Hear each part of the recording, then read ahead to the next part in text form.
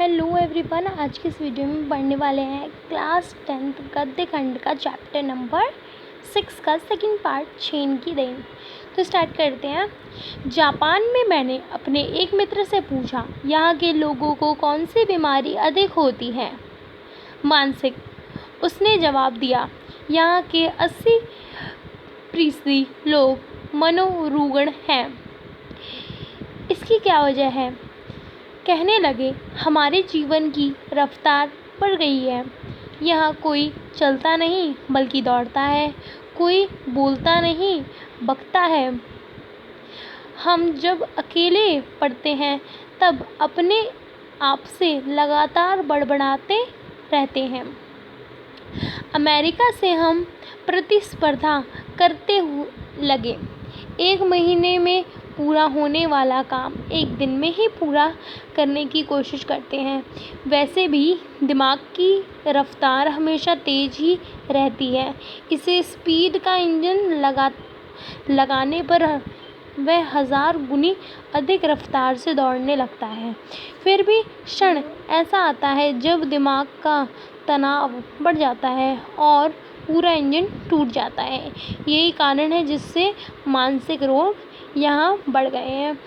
तो इस पूरे पैराग्राफ में बताया गया है कि हमारे जो लेखक है वो अपने मित्र से पूछते हैं कि जापान में कौन सी बीमारी का अधिक है। तो वो बताते हैं कि मानसिक रोग क्यों है। तो वो पूछते हैं इसका कारण इसलिए है कि यहाँ के जो लोग हैं ना, तो वो बोलते नहीं हैं, बकते हैं और चलते नहीं हैं, दौड़ते हैं। तो मतलब कि सारे काम जो है ना वो बहुत जल्दी करते हैं, बहुत फास्ट करते हैं। ठीक है। और एक एग्जाम्पल भी देखते हैं अमेरिका का, कि अमेरिका का 1 महीने में होने वाला काम यहाँ पर 1 दिन में ही होने की कोशिश करते हैं। और यहाँ पर बताया गया है कि इसी वजह से यहाँ के ज़्यादातर लोगों को मानसिक रोग है। ठीक है, नेक्स्ट पढ़ते हैं। शाम को वह मुझे एक टी सेरेमनी में ले गए। चाय पीने की यह विधि है। जापान में इसे चा नो यू कहते हैं।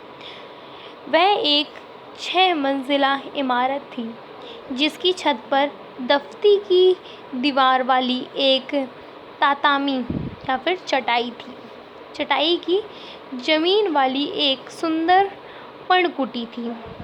बाहर बेढक सा एक मिट्टी का बर्तन था, उसमें पानी भरा था। हमने अपने हाथ पाँव उसी पानी में धोए, तौलिए में पोंछे और अंदर गए। अंदर चाजीन बैठा था। हमें देखकर वह खड़ा हुआ। कमर झुकाकर उसने हमें प्रणाम किया। 2 छो, आइए तशरीफ़ लाइए कहकर स्वागत किया। बैठने की जगह हमें दिखाई, अंगीठी सुलगाई, उस पर चायदानी रखी। बगल में कमरे में जाकर कुछ बर्तनें ले आया। तौलिए से बर्तनें साफ़ किए। सभी क्रियाओं उसकी गति मारपुड़ी ढंग से थी। उसकी हर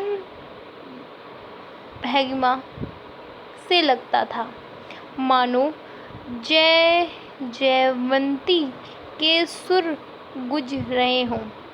यहाँ का वातावरण इतना शांत था कि चायदानी के पानी का खदबदाना भी सुनाई दे रहा था। इस पैराग्राफ में था ना कि शाम को जो उनके मित्र थे वो उनको एक टी सेरेमनी में लेके जाते थे। बेसिकली टी सेरेमनी मतलब कि एक चाय के स्टॉल पे लेके जाते थे। यहाँ पर टी सेरेमनी बताया गया है, ज़्यादा मत सोचिएगा। और जापान में उसको बोलते हैं चा नो यू। ठीक है। तो अब जहाँ पर वो गए थे वहाँ की जगह का वर्णन करते हैं हमारे कवि। कहते हैं वो एक 6 मंजिला इमारत थी और जो उसकी छत थी ना वो एक चटाई की ज़मीन वाली एक सुंदर पर्णकुटी का मतलब होता है जो पत्तियों से बनती है ना, एक घर जो होता है पत्तियों से बना होता है तो उसे पर्णकुटी कहते हैं, ठीक है। ऐसी एक जगह थी और बाहर एक बेढंगा मतलब जिसका कि एक स्पेसिफिक वो शेप ना हो, उसे बोलते हैं बेढब सा, मतलब बेढंगा सा, ठीक है। एक मिट्टी का बर्तन था, उसमें पानी था, तो उससे वो पैर हाथ धो के और एक तौलिए में मुँह हाथ पोंछ के फिर जब से अंदर जाते हैं तो एक आदमी उनसे मिलता है, वो उनका स्वागत करता है कमर झुका के और मतलब कि उनको प्रणाम करता है। दो को छुआ मतलब क्या होता है, आइए, ठीक है, या फिर तशरीफ़ लाइए, ठीक है, कहकर उनका स्वागत करता है और बैठने के लिए कहता है। उसने अंगीठी जलाकर उस पर चायदानी रखी और चाय बनाने लग गया, ठीक है। बगल के कमरे में जाकर कुछ उसने बर्तन लाए और उसे तौलिए से पूछा। तो इतनी जो वो सारी जो क्रियाएं वो कर रहा था ना, तो बहुत गरिमापूर्ण ढंग से कर रहा था, ठीक है। तो मतलब कि गरिमापूर्ण ढंग का मतलब होता है कि बहुत अच्छी तरीके से कर रहा था। गरिमा का मतलब आदर से, बहुत अच्छे से हर चीज़ों को एकदम उसके स्पेसिफिक ढंग से कर रहा था, ठीक है, कर रहा था। तो फिर जो कवि बताते हैं कि वहाँ का जो वातावरण था वो बहुत शांत था। जो चायदानी की जो पानी जो उबल रहा था ना, उसकी भी जो वो थी खड़खड़ मतलब उबाल जो होता है उसकी जो आवाज़ होती है ना, वो भी उन्हें सुनाई दे रही थी। नेक्स्ट पढ़ते हैं। चाय तैयार हुई, उसने वह प्याला में भरी, फिर वे प्याले हमारे सामने रख दिए गए। वहाँ हम 3 मित्र ही थे। इस विधि में शांति मुक्त बात होती है, इसलिए वहाँ 3 से अधिक आदमियों को प्रवेश नहीं दिया जाता। प्याली में 2 घूंट से अधिक चाय नहीं थी। हम 8 ओंठों से प्याला लगाकर एक एक बूंद चाय पीते रहे। करीब 1.5 घंटा तक चुस्कियों का यह सिलसिला चलता रहा। पहले 10-15 मिनट तो मैं उलझ में पड़ा। फिर देखा दिमाग की रफ्तार धीरे धीरे धीमी पड़ती जा रही थी। थोड़ी देर में बिल्कुल बंद हो सी गई। मुझे लगा मानो अंतरकाल में मैं जी रहा हूँ। यहाँ तक कि सन्नाटा भी मुझे सुनाई दे रहा था। देखो, जब चाय तैयार हो गई ना तो उसे एक प्याले में भर के उनके सामने रख दिया गया।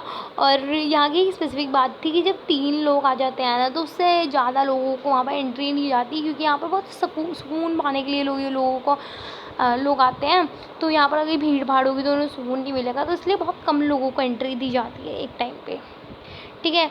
तो जो चाय थी ना उसमें मतलब कि लेखक बता रहे हैं कि बस 1-2 बूंद चाय मतलब कि बहुत कम ही चाय थी, ठीक है, 1-2 घूंट की चाय थी। तो उसे भी बता रहे हैं कि उन्होंने 1.5 घंटे में पूरी चाय ख़त्म करी। इतनी मतलब कि थोड़ी सी ही चाय थी और 1.5 घंटे में ख़त्म करी। वरना भारत में तो ऐसे पीते हैं ना कि मतलब कि जल्दी से पी लेते हैं वरना ठंडा हो जाएगा। तो जब वो पी रहे थे ना उतनी उनकी शांति का वो हो रहा था, उन्हें लग रहा था कि वो अंतरकाल में जी रहे हैं, ऐसा लग रहा था। और उन्हें जो सन्नाटा होता है ना, मतलब कि जो शोर शराबा, मतलब कि जब सन्नाटा मतलब होता है जब एकदम शांति होती है, तो उन्हें शांति भी मतलब कि महसूस कर रहे थे, सुनाई क्या देगी, महसूस कर रहे थे, ठीक है। अक्सर हम यहाँ तो गुजरे हुए दिनों को खट्टी मीठी यादों में उलझते रहते थे या भविष्य के रंगीन सपने देखते रहते थे। हम या तो भूतकाल में रहते थे या भविष्यकाल में। असल में दोनों काल मिथ्या हैं। जब चला गया है दूसरा आया नहीं है। हमारे सामने जो वर्तमान क्षण है वही सत्य है, इसी में जीना चाहिए। चाय पीते पीते उस दिन मेरे दिमाग में भूत और भविष्य दोनों काल उड़ रहे थे। केवल वर्तमान क्षण सामने था और वह अंतरकाल जितना विस्तृत था। मतलब कि बोल रहे हैं ना कि लोग समझते हैं कि मतलब कि अगर शाम को बैठे होते हैं तो वो पास्ट या फिर फ्यूचर के बारे में सोचते हैं, बट इस टाइम पे ना वो दोनों मेरे मन से उड़ गए थे, लेखक बोलते हैं, और मेरे को बस वर्तमान दिख रहा था, वो पूरा सन्नाटा दिख रहा था उनके सामने, ठीक है। जीना किसे कहते हैं उस दिन मालूम हुआ। तो लेखक बोलते हैं कि उसी दिन उनको मालूम हुआ कि जीना किसे कहते हैं। जैन परंपरा की यह बड़ी देन मिली है जापानियों को। झेन देन मतलब कि झेन परंपरा, ये जो चाय पीने की परंपरा है ना, उसे झेन परंपरा कहा जाता है। कि ये झेन परंपरा की जो देन है ना, वो मिली है, बड़ी देन है जो जापानियों को मिली है अपने मन को शांत करने के लिए। तो यही था गिन्नी के सोना और झेन की देन। ठीक है, सो यहाँ हमारा चैप्टर ख़त्म होता है। नेक्स्ट वीडियो में हम इसके क्वेश्चन आंसर्स को डिस्कस करेंगे। सो अभी के लिए इतना ही, मिलेंगे नेक्स्ट वीडियो में। अभी के लिए बाय बाय, थैंक यू।